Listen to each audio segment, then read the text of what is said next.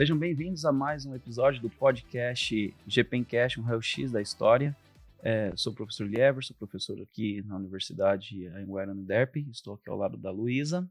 Eu sou acadêmica de medicina aqui da Uniderp, estou no 4º semestre e hoje nossa convidada é a professora Ana Lúcia, que também dá aula aqui no Uniderp. Professora, a senhora pode contar como é a sua trajetória acadêmica, seu currículo? Bem, boa tarde, né? É um prazer estar aqui com vocês hoje.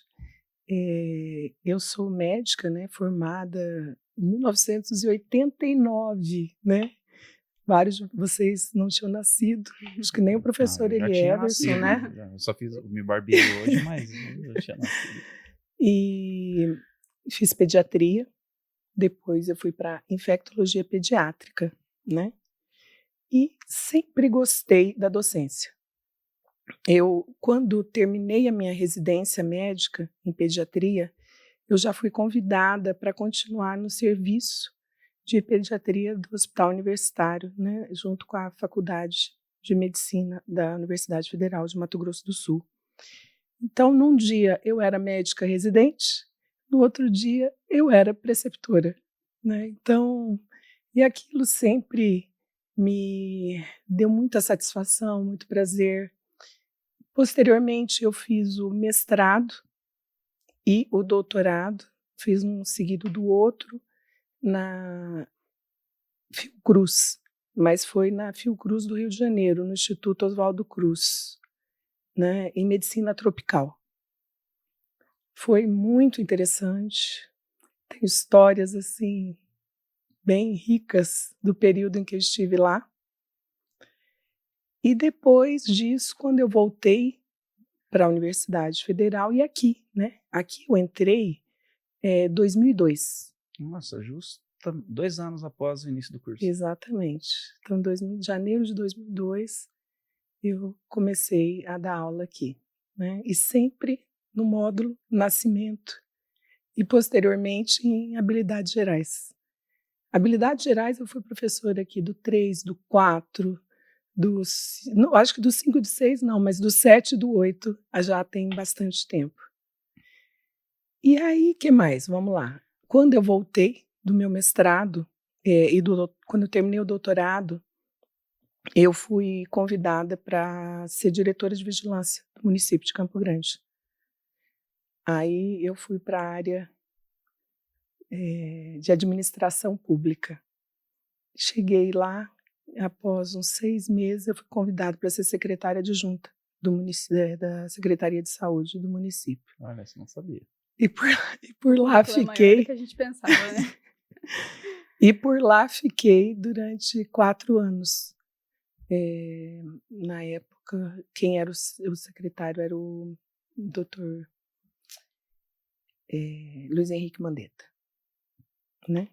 Quando terminou o mandato, eu voltei para a Universidade Federal. Aí lá eu já assumi como diretora técnica do Hospital Universitário, Maria Aparecida Pedrocian. E fiquei como diretora técnica durante 6 anos. Após isso, eu sempre dando aula aqui, tá? Eu nunca saí. Você nunca saiu daqui. Eu nunca saí. Eu fazia todas essas atividades e dava minha aula. Aí teve uma vez, quando eu estava na secretaria, né, que estava muito pesado, eu vim aqui, conversei, eles me afastaram, mas não me demitiram. Eles falaram, não, você continua. E assim que eu saí, eu já voltei para as minhas atividades normais aqui. Então, quando eu terminei, eu saí da diretoria técnica do hospital, eu fui para ser responsável pelo estágio obrigatório lá da Faculdade de Medicina da Universidade Federal e depois virei coordenadora do curso. Aí eu cansei de cargos e agora eu sou professora e pesquisadora. Durante todo esse período eu continuei fazendo pesquisa também. Que legal. E o que te motivou, assim, a fazer medicina tropical? Porque é uma especialização que a gente não tem tanto acesso, né? Não tem tanto conhecimento. Eu acho que é pelo próprio hospital que eu trabalhava, que eu trabalho, ele é referência em doenças infecciosas, né? Então, você vai tendo contato com diversas doenças e aquilo começa a chamar a sua atenção. Foi quando estourou o número de casos de leishmaniose visceral, quando entrou a leishmaniose visceral no estado, né? Então, isso gerou um monte de perguntas, né? Você vai vendo aqueles pacientes, chega com um protocolo, aí você começa a ver que aquele protocolo não funciona direito. Isso vai te levantando, né? A cabeça de quem trabalha com pesquisa é assim, né? Você fala assim, mas por quê? O que aconteceu? Qual que é o desfecho? E foi por aí que eu resolvi ir para infecto. E por ser uma área pediátrica, foi algo que chamou mais atenção? Alguma experiência ali que aconteceu, que te motivou? Eu vou ser muito transparente aqui. Quando eu terminei a pediatria, eu sabia que eu tinha que fazer mais alguma coisa, porque eu estava dentro de um hospital-escola, que a gente tem que ter um diferencial. E aí eu falava, vou fazer só neurologia? Não, mas eu gosto de cardio, eu gosto de pneumo, eu gosto de infecção. Eu vou fazer cardio? Não, eu gosto disso, gosto daquilo. Qual que era a área que entrava em tudo? Infectologia. Você dá palpite em todas as áreas. Você trata meningite, você trata miocardite, você trata, né, pneumonias, né? Quantas a gente está sempre envolvida nesse tipo de conduta, né? As infecções renais, urinárias. Então, o motivo foi esse. Por incrível que pareça, foi porque eu queria continuar fazendo a minha pediatria com um plus. Exatamente. Bom, Ana, primeiro é um prazer te receber aqui, né? Depois de várias tentativas. Muito obrigado por ter aceitado o nosso convite. Medicina, o que te motivou a entrar na carreira da medicina? Eu pergunto porque eu sou formado em física, você sabe disso, né? Então, eu gosto de saber, assim, a história das pessoas. O que foi o fio condutor para chegar a essa escolha? Olha, é precoce. Eu tinha 6 anos de idade. 6 anos de idade, saindo da consulta do meu pediatra, eu falei para minha mãe, mãe, eu vou ser médica e vou ser pediatra, né? Na verdade, eu não falei que eu ia ser médica, eu falei que eu ia ser pediatra. E desde então, eu sempre tive, sim, uma coisa com as crianças e gostava de tratamentos e lia livros sobre isso. Aí São Francisco de Assis, né, que era o médico de Homem de Almas, que eu li também, me apaixonei por aquele livro. E aí aquilo foi se tornando... Nunca pensei em fazer outra coisa. Mas na sua família... Não, minha família não tem nem caso. Eu sou a primeira médica. Primeira médica da família, uma família grande. Minha mãe tem 9 irmãos, meu pai tem 10 irmãos. Nossa, grande mesmo. E eu tenho 2 irmãos, só que eu sou a mais velha. Então eu fui a primeira. Aí depois que eu comecei, meu irmão é médico também. E a minha irmã é odontóloga. Ficaram na área da saúde. É. Vai uma? Eu tenho algumas aqui. Pode ir, professor. Bom, você fez medicina e a residência em pediatria.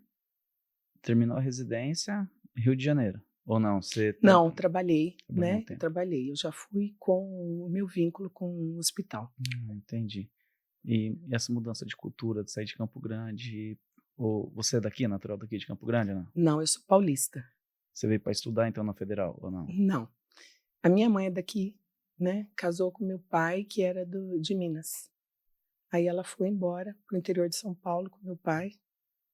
E ele recebeu uma proposta quando dividiu o estado de vir para... chamava Enersul, hoje é Energisa, para ser um dos que iriam administrar a nova empresa. E aí nós viemos para cá e nisso fazia o 3º ano do ensino médio. Aí eu ia prestar vestibular em Uberlândia, que era perto de onde a gente estava naquele momento. Que meu pai sempre trabalhou em usina hidrelétrica. Já ouviram falar de Furnas? Já. Então, meu pai era de Furnas. Então, ia construindo usina hidrelétrica, a gente ia mudando, de acordo com a construção. E nessa época a gente estava lá na de Itumbiara, que é ao lado de Uberlândia. E com isso, ele foi convidado para vir para cá. Eu mudei 6 meses antes do vestibular. Aí eu já passei. Que bom. E aí foi para o Rio de Janeiro, e essa mudança de cultura, assim, até mesmo acadêmica, né? Porque ainda hoje, por exemplo, eu gosto muito de frequentar alguns eventos. Então você vê, assim, a pluralidade dentro da academia, né? Você está discutindo a mesma temática, mas o pessoal da região norte tem um viés. Tá certo que hoje em dia, com essa grande quantidade de informações via internet, essa pluralidade tem diminuído, mas mesmo assim tem a identidade local, né? Mas e quando você foi aqui, essa mudança acadêmica, como que foi para você lidar com isso? Né, na verdade, eu já tinha filho, né? Eu fui, deixava meus filhos, então eu ia e voltava. Ficava lá 2 semanas, aí ficava um fim de semana aqui com meus filhos, aí voltava para lá. Então eu me dediquei totalmente à minha formação nesse período. Eu não vivi o Academia, Rio de Janeiro, entendi. né? Eu vivi a Academia, academia. mas não. Eu não vivi fora da academia porque eu estava voltada mesmo só para aquilo. Mas assim, nossa, é extremamente rico, né? Os professores eram os livros que eu tinha estudado, né? Então, nossa, aprendi muito e o olhar deles de uma simplicidade, de uma humildade, porque a Fiocruz tem essa característica, né? As pessoas são muito, elas pensam mesmo na educação, na saúde, eles não estão preocupados com status. Não sei se você Sim, entende o que claro, eu estou claro que querendo entendi. dizer, Aham. né? Então, era muito legal de sentar assim, um barzinho, qualquer barzinho com o super professor e comer uma coxinha. Então, essas coisas me marcaram bastante. E fora que na época que ainda tinha pouquíssimos meios de diagnóstico, e lá tinham todos, né? Lá tinham todos e começando a parte dos PCRs e tudo, e lá já fazia um monte de cultura. Então foi muito rico esse período. E teve alguma situação ali que te desestimulou de alguma forma, ou que te fez pensar em uma outra hipótese de pesquisa? Porque foi um período muito enriquecedor para a senhora, né? Mas teve algo negativo nessa fase, durante esse momento? Então, quando eu estava fazendo mestrado, eu, eu fiz com toxoplasmose congênita. Então, colhia sangue do cordão de todos os partos que nasciam lá no hospital. E depois de eu já ter mais de 200 amostras, deixaram o freezer, descongelou, acabou a luz. Eu perdi todas as minhas amostras. Meu Deus. Aí eu tive que me reinventar e fazer acontecer com dados que aí eu fui na PAI, que foi maravilhosa comigo, né? E fiz o meu trabalho a partir dos dados da PAI, porque eu perdi. Então, esse é um momento de muito desestímulo, né? Mas eu sou teimosa. Eu Mas é isso que persisto. faz parte da pesquisa, a gente insistir mesmo e ir atrás das coisas. Verdade. E tem uma outra variável, que você era mãe. Você é mãe, mas naquele período você teve os filhos e Isso. existia um certo preconceito, assim, dentro da academia, porque a gente sabe um pouco como que é em alguns lugares, né?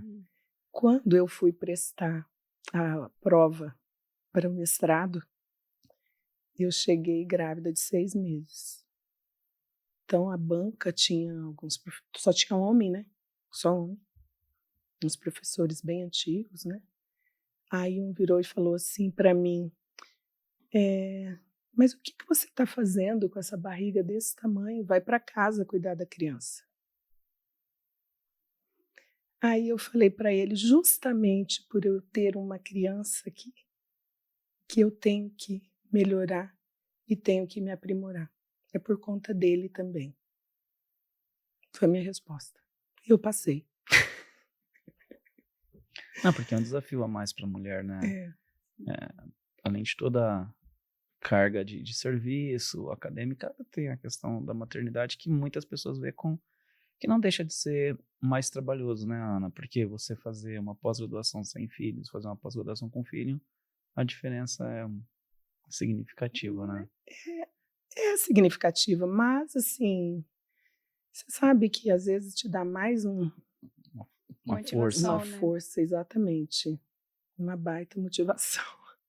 Aí o doutorado você seguiu na mesma linha, Na com o mesma mesmo linha. orientador? Ou não? Você troquei. mudou? Você trocou. Troquei. Aí foi quando começaram os casos de leishmaniose visceral, né, que eu estava atendendo. E a gente tinha casos que vinham da região de Corumbá. E tinha um padrão de comportamento, aquela leishmaniose, né, uma doença arrastada, né, uma doença crônica que vem.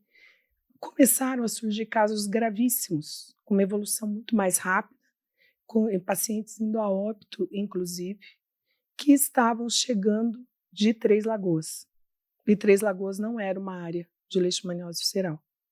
Já estava sendo notificado alguns casos no interior de São Paulo. E aí, o que aconteceu? Aquilo me chamou a atenção. Eu falei, por que alguns, os que vêm de Corumbá, têm uma história arrastada e os que estão chegando de Três Lagoas estão chegando nessa gravidade, né? Foi a minha pergunta. Do doutorado. Do doutorado. E aí, o que eu fiz? Eu fui para Três Lagoas coletar os dados, né? Ia de casa em casa, todos os locais onde tinha, coletamos da família. Eu fiz um estudo de infecção assintomática também. E fui coletando os dados, fui no hospital, né, lá de Três Lagoas também. Então foram, durante 2 anos de coleta, eu ia no fim de semana, né, a cada 15 dias.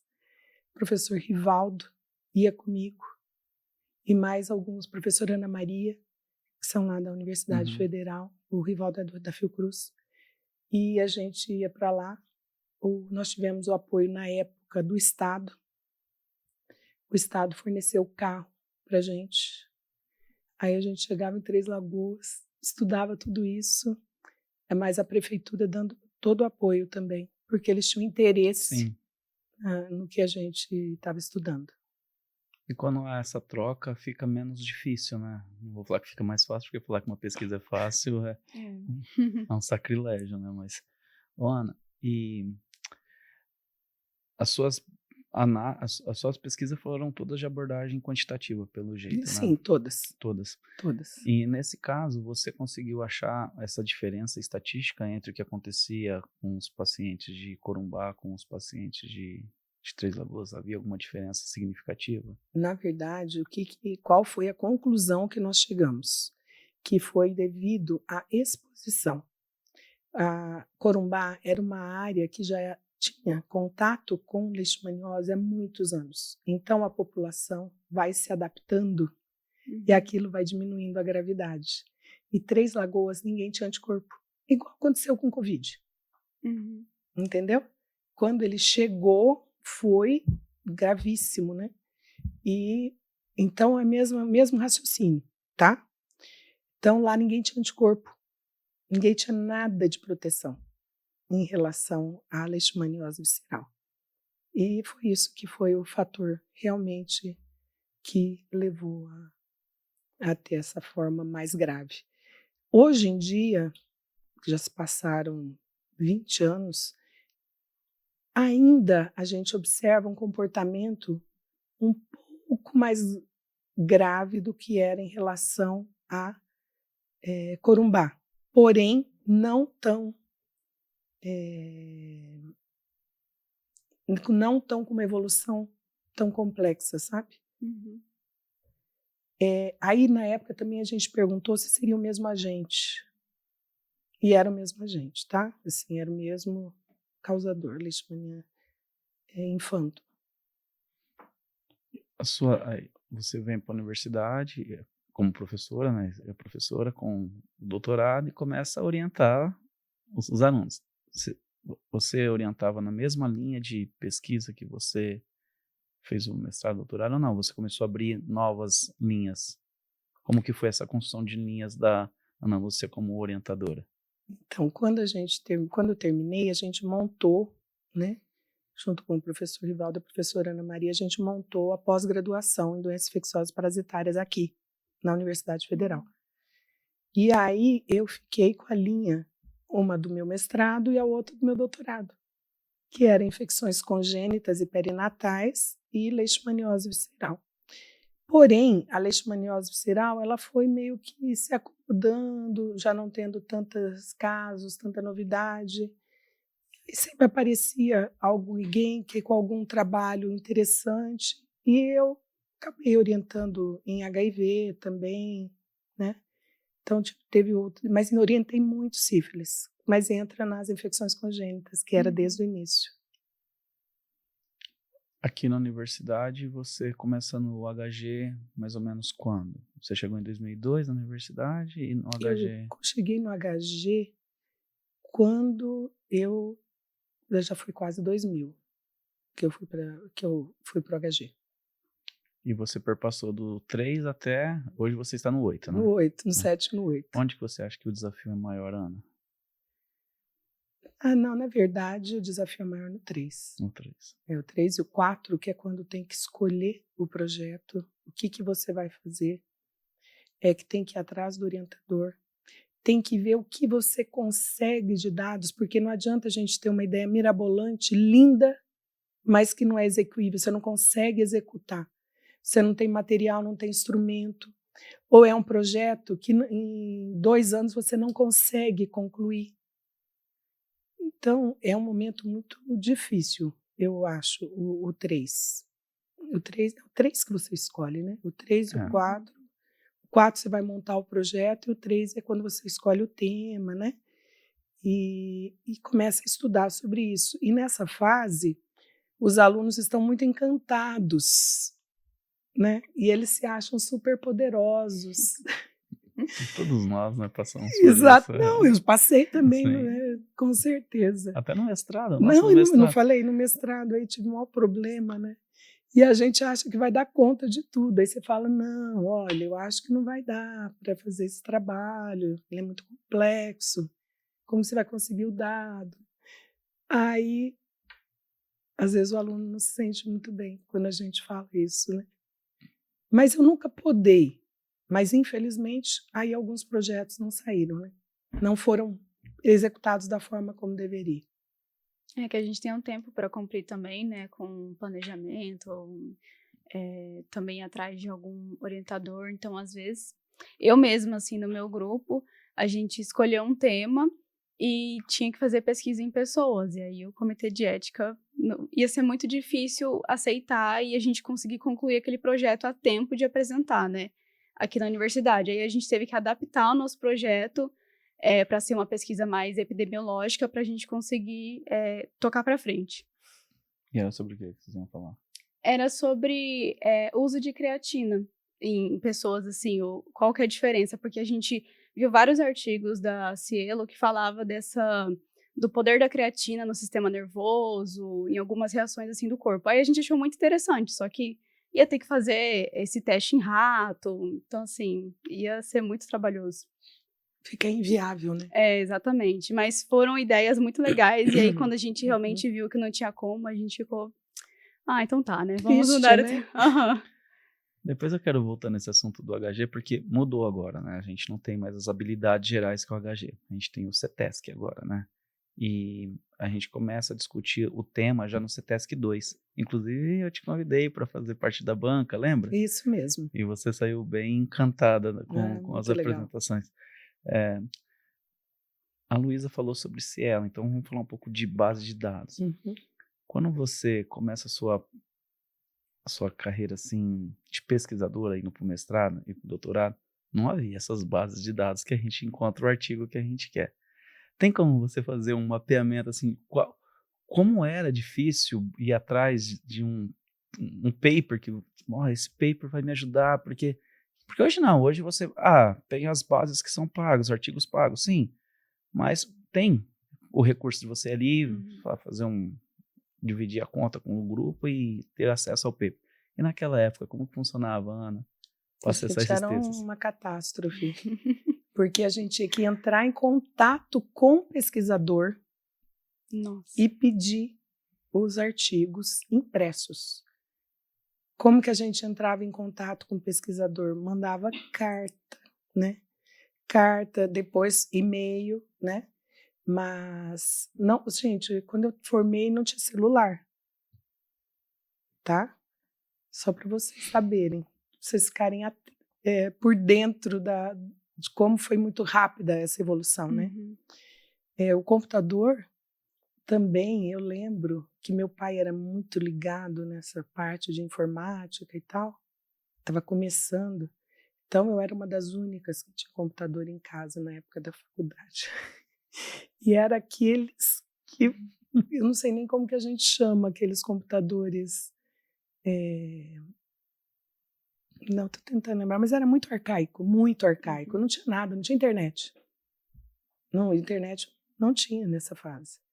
Então, era muito, muito difícil. Então, a gente tinha que mandar uma carta, né? Tinha que conhecer o pesquisador, pegar o endereço do pesquisador.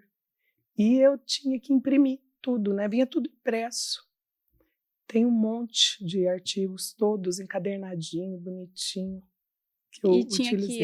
Ele tinha que assinar algum termo para autorizar vocês a usarem o artigo dele como base? Como é que era? Não, nesse sentido não, porque ele que encaminhava, você entendeu? E era público já E era também. Ele publicou. público, Para ele era bom também. público, exatamente. Quanto mais pessoas Quanto mais lê, cita, né? Exato.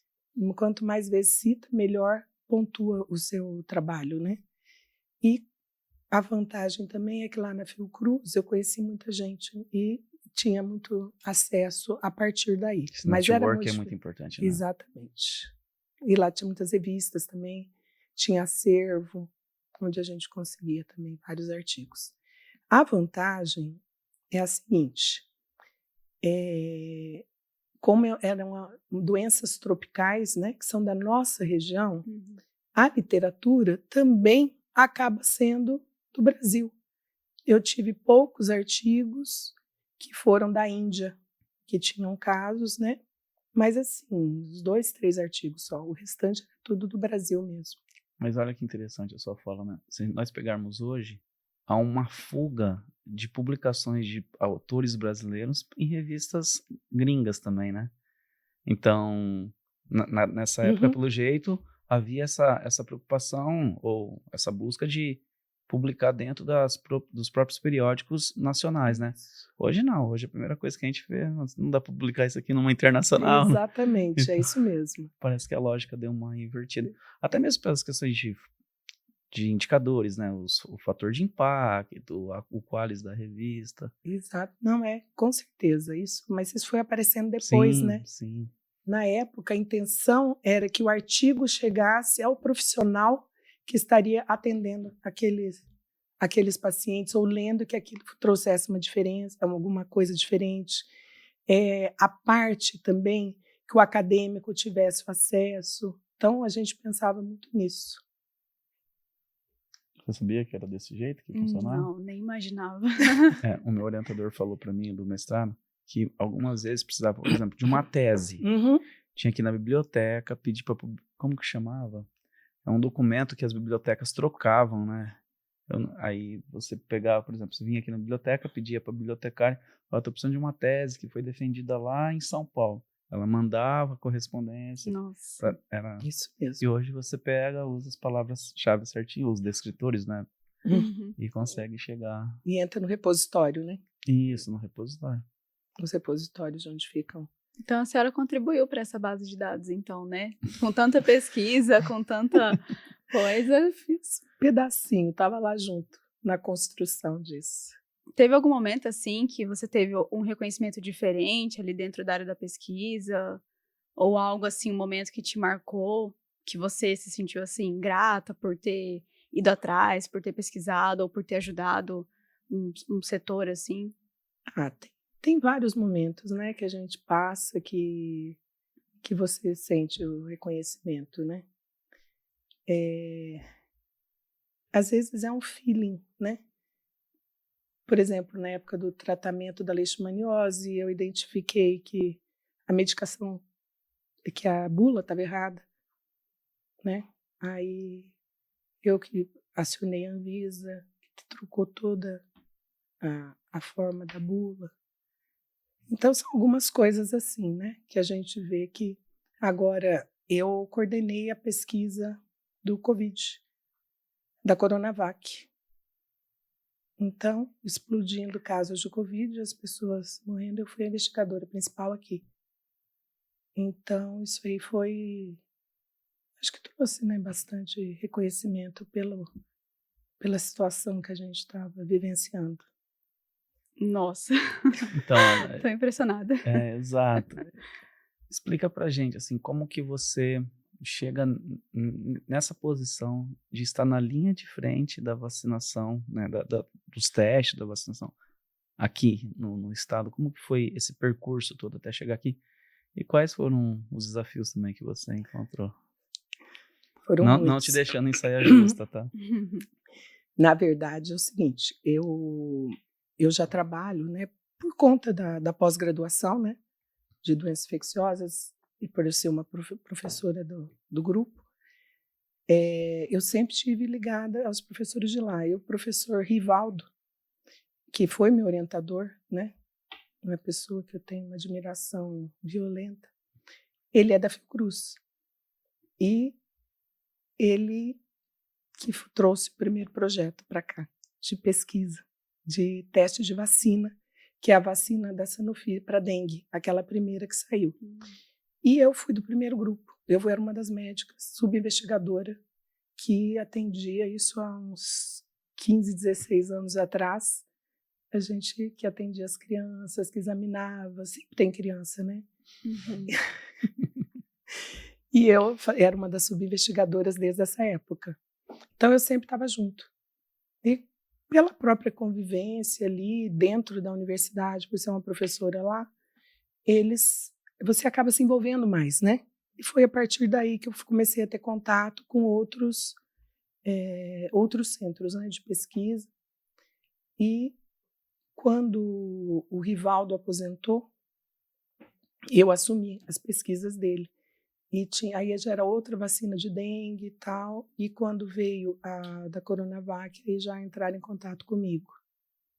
Isso em 2020 ou 2020, fim de 2020. Fim de 2020. Não, mas eu já estava há mais tempo, né? Então, eu já venho há uns 15, 16 anos. Uhum. Vamos falar da trabalhando com Coronavac isso. especificamente. No Quando fim de 2020, em outubro de 2020, a gente iniciou os testes.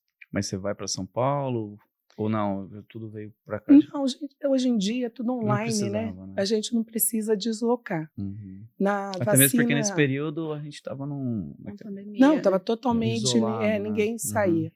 Mas as vacinas de dengue, por exemplo, eu cheguei para Colômbia e outros locais aqui no Brasil, Rio de Janeiro, São Paulo, para reunião dos projetos.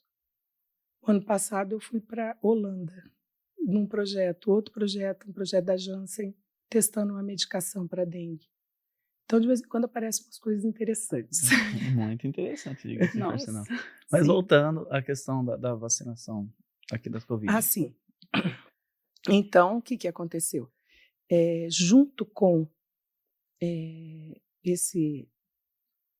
essa explosão de casos, né, nós estávamos vivendo um momento político muito difícil, né, assim, de divergência de ideias e tudo. Então, nós tivemos muita dificuldade de sensibilização para que os profissionais participassem. E era uma vacina a mais simples que tem, que é a metodologia mais antiga que tem, né, que é uma vacina inativada. Então, o que é uma vacina inativada? Vacina inativada está morto. O vírus está morto, né? Então, ele não é capaz de causar doença, ele não usa nenhuma tecnologia avançada que possa gerar alguma dúvida. E mesmo assim, a gente teve dificuldade para captar os profissionais de saúde para amostra. Por amostra. Isso, mas tivemos no final 300 profissionais de saúde que participaram da pesquisa. Tinha que ser todos médicos, enfermeiros, técnicos de enfermagem, de laboratório, né, farmacêuticos, ou laboratório que estivesse na ponta, atendendo casos de Covid, porque a intenção era o maior nível de exposição desses profissionais para testar o mais rápido possível. Então, mas mesmo assim deu tudo certo. E houve resistência dos profissionais da área da saúde. Da área da saúde com medo da vacina, porque Era novo já também. estava muito forte Ah, o movimento anti-vacina, né? entendi. Então, as pessoas, como mais uma vacina nova, que foi pouco testada. E essa né? questão do pouco testada, Ana, porque assim, pelo que eu li, ela não foi assim, não foi tão rápido, né? Porque já havia alguns estudos sobre uma vertente do vírus, né? Não esse vírus, Já mas existia. Não, o SARS-CoV-1 é. já tem há muito tempo, né? Uhum. Então já tinha estudo, justamente na China. E essa vacina, a Coronavac, ela veio de lá, né?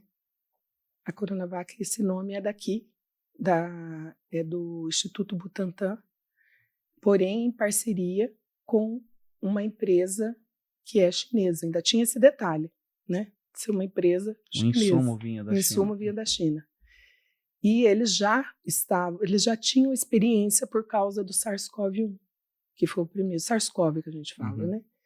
E então outra coisa, é uma tecnologia muito banal, muito banal.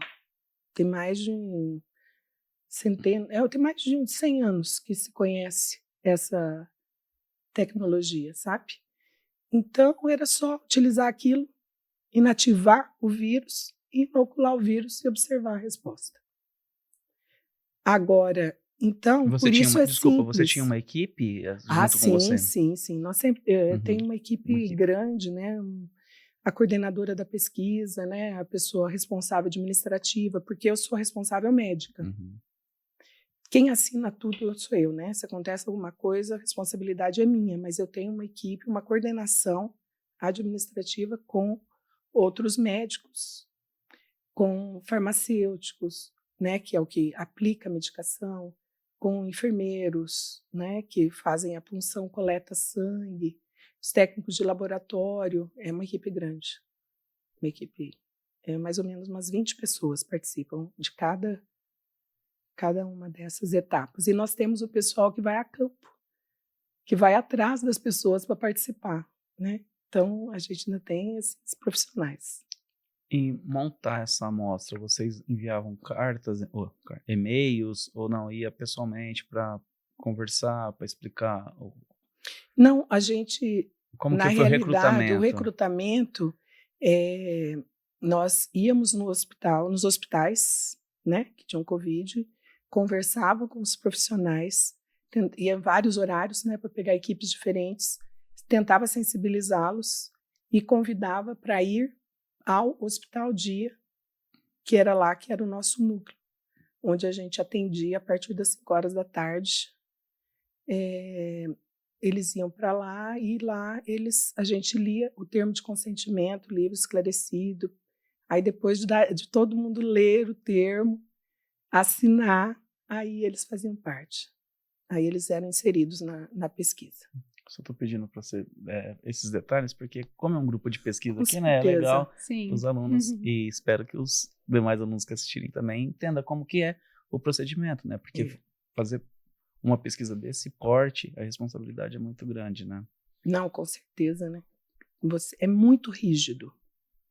Você não pode desviar 1 milímetro do que é o programado, né? Então, se a pessoa tem algum critério de exclusão, por exemplo, ela é hipertensa e não pode ser hipertensa, ela não vai participar. Ela está querendo engravidar, não vai participar, porque não pode ter o risco de engravidar durante o uso de qualquer uma dessas pesquisas. Está amamentando, não vai participar, entendeu? Então, tem várias situações que a gente tem que... Então, a rigidez é muito grande. E depois que a gente faz tudo isso, então a gente tem a equipe aqui que vai coletar, tem que seguir os prazos. Se é 15 dias, é 15 dias. Você pode ser 16 ou 14, mas não pode ser 17, 18, entendeu? Aí a pessoa é excluída do projeto, se ela perde o prazo, sabe? E aí nós temos uma equipe que monitora, que vem de fora. Então, tem empresas que hoje elas trabalham verificando a qualidade das pesquisas em andamento no mundo, na realidade. São empresas multinacionais, né, que fazem essa fiscalização. Aí eles vêm direto. Na época do Covid, a menina mudou para Campo Grande, a monitora, para ficar acompanhando todas aquelas fichas, porque cada um que a gente atendia, ela lê linha por linha, checa tudo que está escrito, se está correto, se a técnica foi correta. Se não tem, isso vira um desvio. Entendeu? Aí tem que ver se é um desvio que é passível de continuar ou é um desvio que tem que desligar a pessoa da pesquisa.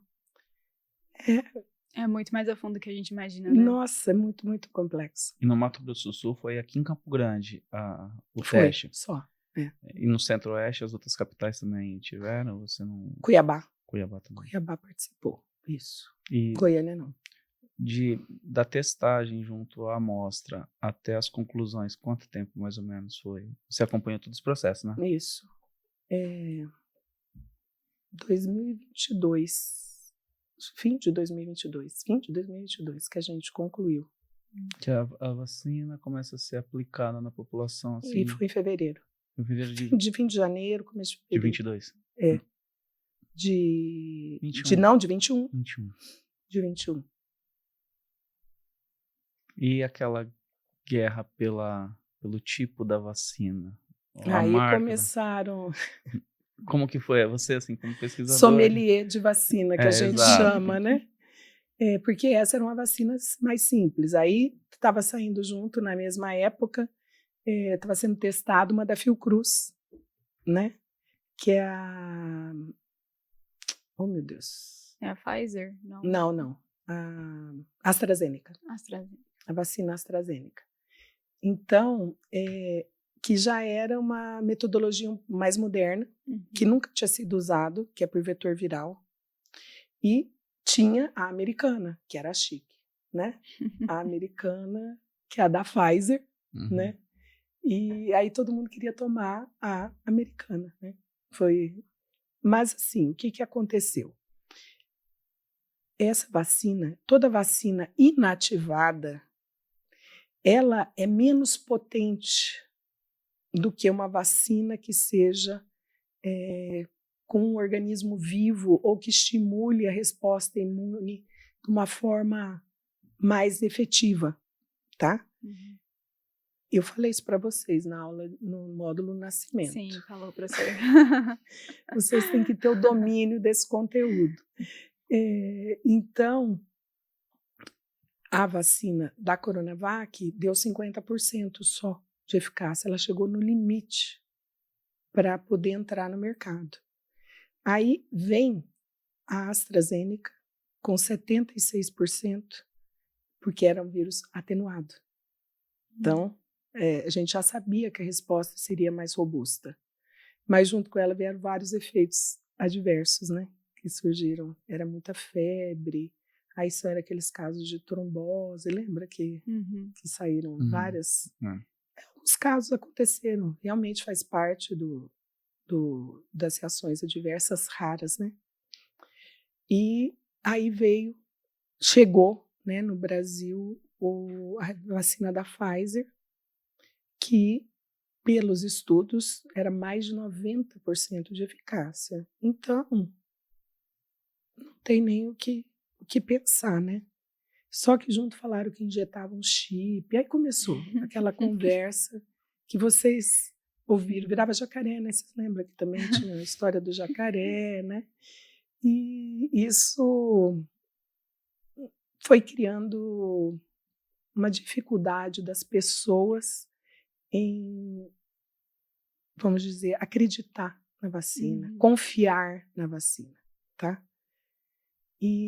Mas nós tivemos vários problemas, né? E é esperado. O SARS-CoV-2 ele foi se adaptando, né? Ele começa a ter mecanismos para evitá-lo. Ele fala, eu vou escapar por aqui.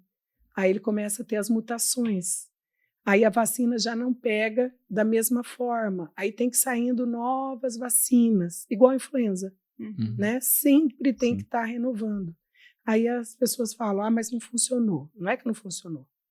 Foi drástica a queda do número de óbitos após a vacinação. Ninguém pode negar isso. Né? Nas minhas aulas de bioestatística eu mostrava o gráfico, porque aqui o Estado ele liberava todos os dias às 15 horas o boletim epidemiológico da Covid. Então, eu estava ministrando bioestatística, eu não sei, com vocês não foi essa Não, parte? elas não tinham entrado ainda. E aí eu mostrava, falei, olha só, olha a curva de números de internação, não só óbitos, mas a internação também diminuiu bastante. Não, foi significativo, assim, foi drástico. E a vacina da Coronavac, ela tem uma vantagem. Em criança, ela responde muito melhor, ela sai dos 50%, ela vai para mais de 70% e não tem reação adversa praticamente. Então, ela é muito segura. Ela pode não ter um poder imunogênico tão alto, porém ela tem uma segurança muito alta. E para criança, assim, tem vários pais que entendiam do assunto, que preferiam, inclusive, fazer uso da Coronavac. Então, hoje, para mim, ela ficaria para atender esse público infantil.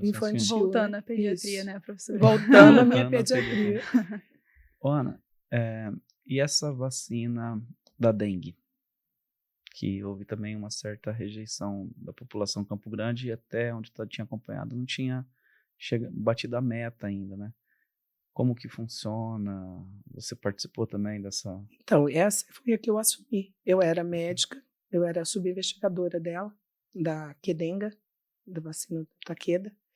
E quando o Rivaldo aposentou, eu que virei a investigadora principal dela aqui. Agora, em 2020... No ano retrasado, não foi que chegou essa nova vacina? No ano passado. Ano passado. Ano passado. Foi essa que você participou? Isso. Eu ainda participo. Ainda participo. Né? A gente segue o acompanhamento, gente. E chegou... Tem 10 anos que a gente acompanha essa vacina. 10 anos. E chegou na meta? Ou chegou, não. Os testes foram muito bons, tá? É uma vacina que demonstrou uma eficácia acima de 80%, né? Ela é atenuada, então, que funcionou. O que aconteceu? Com esse mesmo movimento anti-vacina, as pessoas não têm procurado serviço de saúde. E eles colocaram uma população muito pequena, né, quando começou, porque achavam que ia faltar a vacina. Mas aí não houve a procura que se esperava, né, e eles ampliaram para mais pessoas. Eu tomei a vacina, mas assim, ela foi comercializada também em serviços privados. E lá teve uma procura ótima, os serviços privados. Antes dela ir para a rede, porque lá podia qualquer pessoa entre 4 anos e 60 anos. E aí, com isso, vamos dizer assim, a sua população é muito maior, né? Sim. Do que você pegar uma população de 14, 15 anos somente. Então lá, o pessoal ficava doido, queria comprar mais e não tinha, porque o governo federal tinha comprado todas as vacinas que tinha disponível. E o estudo que nós estamos acabando agora, já foi até publicado, uma parte dele, nós fizemos a terceira dose. São 2 doses, né? A gente fez uma dose de reforço após 4 anos e meio, que a gente observou que estava tendo uma queda nos títulos. E nós estamos terminando agora, fechando o estudo, eu ainda não tenho esses resultados, de se as pessoas que tomaram a terceira dose, o que aconteceu com a produção de anticorpos e tudo mais. Nossa, muito interessante. E a amostra também sai... Vocês tiveram a amostragem aqui de Campo Grande, com pessoas... De Campo Grande, isso. Crianças também. Crianças também. Isso, que já viraram adultos, 10 anos, né? Muitos são pais, mães e tudo mais. E a gente vai acompanhando, né? Se a pessoa... Sabe o que acontece quando a gente está nesses projetos? A pessoa teve febre, ela tem que entrar em contato. Ou a gente mesmo já entra toda semana para saber como é que tá. Aí ela tem que ir lá no hospital, a gente examina, colhe exame, para ver se aí tem que ver para ver se é dengue. No Covid, que era para ver se era Covid. Aí, na época do Covid, a gente tinha que fazer o SWAB também, né? O PCR, para descartar, para saber se era Covid ou não era Covid. É bem interessante. Eu gosto. Caraca. É muito legal mesmo. Tanto do ponto de vista da pesquisa, quanto do ponto de vista da devolutiva que a gente entrega, que você entrega para a sociedade, né? Que é um baita de um trabalho, assim, social, né? De saúde pública mesmo, né? Não é. Eu acho que entra na questão de o que te motiva ou algo que te deixa orgulhoso nos trabalhos desses. Não, com certeza. Esse, quando começou a vacinação do Covid, que eu vi caindo o número, gente, isso aí não dá para descrever a sensação que é você ter participado, ter ajudado, ter colaborado com aquilo, né? É muito legal. Claro que a gente parte de um projeto de pesquisa, assim, que no fundo a gente é um pouquinho positivista, né? A gente tem a hipótese, porque você tem uma ideia ali por trás, né? E você torce para aquela hipótese dar certo, mas, né? Com certeza, a gente sofre, você não tem noção. Mas se não der certo também, não deixa de ser uma pesquisa, exatamente, né? Aí eu acho que a gente teria que ver o copo meio cheio numa situação dessa também. Agora, claro, numa situação que você precisa de dar aquela resposta rápida, né? Que um filósofo que eu sigo, que até uso para fazer minhas pesquisas, ele era infectologista, né? Então, ele era um médico filósofo. Ele falava assim, a diferença de você trabalhar com pesquisas em ciências naturais e pesquisa na medicina é que medicina exige respostas imediatas, né? A doença não vai parar. Espera aí, vou esperar você fazer todos os seus testes. Diferentemente das ciências naturais, que a gente tem um tempo, né? Então...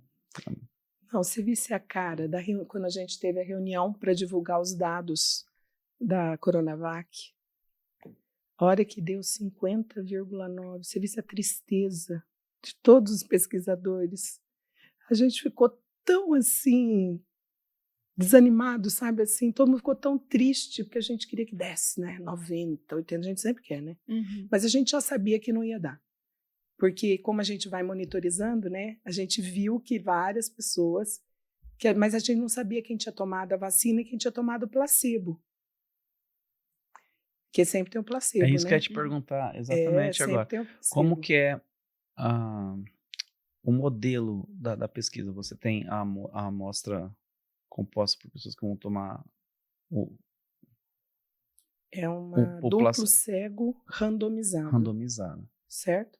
Mas no final, quem tomou o placebo... É um ensaio clínico duplo cego randomizado, que ao final, se comprovar a eficácia, né, que ela funciona, você tem que chamar todos os que foram placebo, né, e oferecer a vacina.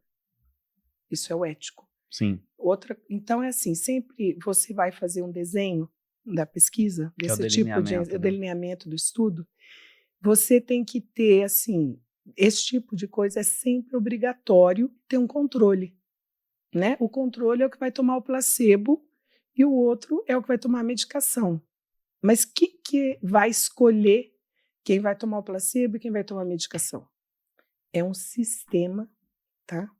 Que existe, ele sorteia aleatoriamente.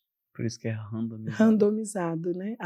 E outra coisa, então eu não sei quem é. E é duplo cego por quê? Eu não sei o que ele está tomando e ele não sabe o que ele está tomando. Isso é para tirar o viés da pessoa ficar sugestionada e começar a ter a manifestação clínica, ou eu direcionar também, porque eu acho que tomou a vacina, entendeu? Faz sentido. Dessa forma. Eu preciso mudar um pouquinho o assunto, porque o nosso tempo já está chegando. Passa muito rápido. Passa muito rápido. E o Márcio já me deu um toque a respeito do tempo, né? Então, eu vou confessar algo para você aqui. Eu entrei na medicina, para trabalhar na medicina em 2018. Entrei na Uniderp em 2012 e em 2018 eu vou para medicina para trabalhar com bioestatística no HG1, as habilidades genéticas. Eu lembro quando você entrou. No final de 2018, deixa eu ver. Em 2019, a professora Ana Cláudia, ela sai do HG. Aí eu assumo a coordenação do HG1 e HG2. E nós fizemos uma reunião que era a professora Doroti, a coordenadora geral. E você apresentou naquela reunião, assim, vou chamar de estudo. Você fez uma avaliação com os alunos sobre o que eles achavam do HG. Não sei se você fez com os alunos do 7º ou do 8º. E os alunos achavam, você só fala assim, não vou me recordar, né? Mas que era um fardo o HG aqui. Isso. E HG8. aquilo mexeu muito comigo. Eu falei, nossa, cara, como que eu venho trabalhar num curso que, assim, não tenho muita afinidade, não tenho muito a oferecer, né? Eu trabalhava com a parte de estatística descritiva, um pouquinho diferencial. E o que eu faço não tá servindo para nada, porque é um fardo para esses alunos, né? E naquele momento, Ana, como eu estava com a parte de informática, porque a informática era o quê? É só você trabalhar com o software de estatística. Então, o cara chegava aqui no primeiro semestre, primeira disciplina, o primeiro cenário de HG, estatística. PINFO. Não, estatística. Estatística. Pô, o cara detestava. Pô, mas por que usar esse negócio? Depois íamos para informática, que a gente fazia construir base de dados no EPINFO. Isso. E no HG2, na parte de informática, era análise de dados pelo EPINFO. Realmente, eu falei, cara, eu acho que esses alunos estão cobertos de razão. É um fardo mesmo. Aí eu modifiquei a parte de informática do primeiro. Conversei com a professora Lucileia, que era coordenadora na época. Eu falei, professora, a parte de informática, tudo bem, a gente continua com bioestatística aqui. Mas não tem como mostrar para os alunos o que é um banco de dados, o que é um artigo científico, para eles entenderem qual que é esse campo que eles estão entrando, porque já chega com bioestatística, e o cara nem sabe o que é um gênero científico, um gênero textual científico. Aí foi onde eu comecei a falar de trabalho de computação em nuvem, a importância de trabalhar para fazer backup, para fazer textos compartilhados, né? Escrever e-mails. Nossos alunos não sabiam escrever e-mails, né? Então, a Luísa pegou esse período. Então, essa parte de informática, eu dei uma remodelada, mas isso foi devido à sua fala nessa reunião. Eu falei, não, eu tenho que fazer alguma coisa diferente. E a partir dali, aí muda a coordenação do HG, né? A professora Luciana assume. E a Luciana perguntou para a Leda, eu não lembro para quem foi, que estava no 3. Vocês notaram que os alunos estão chegando um pouco diferente? Estão chegando assim, mas por dentro do que é pesquisa. Eu falei, pô, acertei a ver. Então, agora sim, agora eu estou satisfeito com o que eu estou fazendo. Inclusive, professor, nas férias eu fiz estágio, e aí tem um médico que falou, a gente estava conversando sobre o assunto, ele falou, porque eu vou te ensinar aqui a procurar um artigo. Aí eu fiquei, eu já sei procurar um artigo. Aí ele, como assim você sabe entrar no Cielo? Aí eu falei, professor, eu tenho uma matéria na faculdade que o professor só ensina isso e eu sei tudo.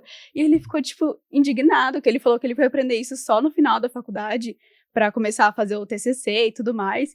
E eu tava no primeiro semestre e eu tinha aprendido. Aí foi demais, assim, eu me achei, né, óbvio, porque eu aprendi a fazer pesquisa. E até hoje, assim, quando a gente vai fazer pesquisa simples para tutoria, ajuda muito. A gente já sabe, é automático já, de tanto que o professor estimulou a gente, né, fica algo automático. Mas a Ana que me estimulou também. Então, é uma cascata, né? Viu, eu criei um... Plantou sementinha, sim, né, professora? E agora com essa mudança pro CETESC, a coisa ficou mais... Parece que ficou melhor, né? Eu gostei demais. Porque, assim, eles já começam, assim, discutir o que é ciência, o que é ciência da saúde, quais são os gêneros textuais, o que é uma literatura cinza, o que é um qualis. Então, lá no primeiro semestre, como escrever um projeto de extensão, né, que foi aquele processo que você participou da banca, né? Aí, no segundo semestre, quais são as abordagens metodológicas que eles viriam só no terceiro, né? No HG3. No HG3. Agora a gente trouxe, né, pro... Assim, não era nem no 3, na verdade, é no HG4. Porque no 3 é a pergunta. É a pergunta. Pergunta, objetivo. É isso. Você vai, o que você quer fazer e qual o objetivo. Né? É no 4 que você entra. Isso. No então método. Você vê, ele fica 4 semestres assim, tá, e aí? Nós vamos pra onde? Agora não, no 2 eles já começam, eles têm que sair do 2 com a questão de pesquisa. Desenhar o problema e tirar a questão de pesquisa. Então, assim, eu achei que ficou bem, bem legal. Ana, nós vamos para uma parte agora chamada bate-bola. Diga. Eu farei umas perguntas e você vai responder pra gente. Assim, não precisa pensar muito. Tá. O que vier na cabeça rapidinho. é rápido mesmo, tá? Fale pra mim um livro. Ai. Ai, gente. Deixa eu pensar aqui. Não vou lembrar aqui agora. Gente, você me deu um branco aqui agora. Um livro Eu que tô você vendo o gosta. livro, a capa e tudo mais, e não tô lembrando o nome do livro. Não. Não precisa ser esse, pode ser um outro. Resende, Tratado de Pediatria. Na hora que ele pergunta um livro, para mim já tem que ser uma literatura extra, entendeu? Uhum. Eu já... Então... Meu Deus do céu, o que é isso? Não, Tem estou problema. tentando lembrar o nome. O Iluminado. Realmente, uma O pior, literatura gente, extra. Isso. Não, assim, eu leio de tudo, né? Então, eu estava tentando ver um menos, ou muito rebuscado, ou muito simples, né? Um romance, alguma coisa assim, né? Por isso que eu estava aqui. Qual que eu vou falar? Não, mas o Iluminado, não, né, gente? Tá feio isso, né? Ah, tudo bem. Os Sertões. Sertões. Isso, pronto, fica mais bonito. Sertões. Legal. Demorei muito. Não, sem problema. Uma inspiração. Uma inspiração, eu posso te falar que uma inspiração foi o professor Rivaldo. Ele foi minha inspiração, eu tenho uma admiração enorme por ele. Na hora que você estava falando dele, eu já imaginei. Eu também, Na na hora que hora. chegar nessa parte. Uma comida, um prato. Risoto. Do quê? Amo Qualquer risoto. recheio. Olha, eu gosto de todos os risotos. Todos. Eu gosto. Eu aprendi a comer Eu gosto risoto. também. Eu tinha muito preconceito ao risoto. Mas de camarão é melhor. Um filme. Filme. Gente, filme. Você gosta de cinema? Eu gosto, mas faz tempo que eu não vou, né? Porque hoje em dia com esse monte de série, né? Uma série, então. Pode ser uma série. Menos Grey's Anatomy, por favor. Não. Depende com quem que você tá, né? Porque como eu vejo muito com meu filho, aquela Twin Peaks. Ok. Um lugar. Lugar. Gente, são tantos lugares, né? Uhum. Mas Ainda mais aqui... que faz pesquisa aqui. Professora, a senhora realmente conhece muitos lugares. Difícil escolher. Isso porque é fazendo pesquisa, fora as viagens. Sim, né, lazer. assim, aqui no estado seria bonito, né? Bonito. Que é maravilhoso. Legal. Um sonho. Olha, eu vou te falar uma coisa agora, que você vai fechar com chave de ouro depois de tudo isso que eu te falei aqui, que você vai ficar de queixo caído. Sabe qual que é o meu maior sonho? É falar fluentemente inglês. Eu achei que a senhora já falava. Eu não sou fluente. Chocada. Não sou fluente em inglês. Você acredita? Por quê? Porque na minha época ninguém estudava inglês. É verdade. E aí, eu sempre usei o inglês técnico, Uhum. né? Que é o que a Não gente tinha utiliza razão. para ler artigos e tudo. Uhum. E sempre, assim, segundo minha psicóloga, porque eu já trabalhei isso muito na terapia, eu me cobro demais. Eu tenho um corte, então não aceito não falar da forma correta. Ela diz que é isso o meu problema. E aí eu sempre tive muita dificuldade, né? Participo dessas reuniões, eu entendo tudo, só que para Você lê falar sem eu falo com muita dificuldade. E, por exemplo, eu perdi inúmeras oportunidades por conta do inglês. É uma das minhas grandes frustrações. Então, meu mas sonho... é um sonho. Né? É um sonho que continua, porque Sim, eu continuo estudando claro. inglês. Eu estudo inglês. E trazendo um pouquinho mais E meus específico, filhos são, os dois, São influentes. são fluentes. extremamente fluentes. A minha filha é bilíngue. Ela já morou fora e tudo, né? Então, Essa experiência de imersão é muito boa também. aí a gente vai tentando resolver os problemas da gente com os filhos, Sim, né? eu também faço isso. E um objetivo? Olha, objetivo É que o sonho é mais abrangente, né? O objetivo hoje é mais profissional ou pessoal? whatever. Aproveita. Ser avó. Gostou? Não gostei, mas Ser avó ficou mais chique. é meu objetivo. Quero que minha filha tenha filho logo. Eu juro, é meu sonho. Né? Esse seria um sonho. Esse é o sonho. Esse é o sonho. O né? objetivo, então, é falar inglês. O objetivo é falar, é ser fluente, Ser né? fluente. Fluente, né? Bom.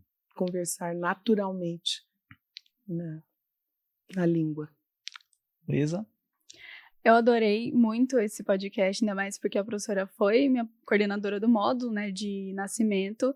E como é muito rápido, não dá para ter noção do quanto ela sabe, do quanto ela já viveu, né? Aí eu li seu currículo, fiquei impressionada e mais ainda agora, né, depois dessa conversa.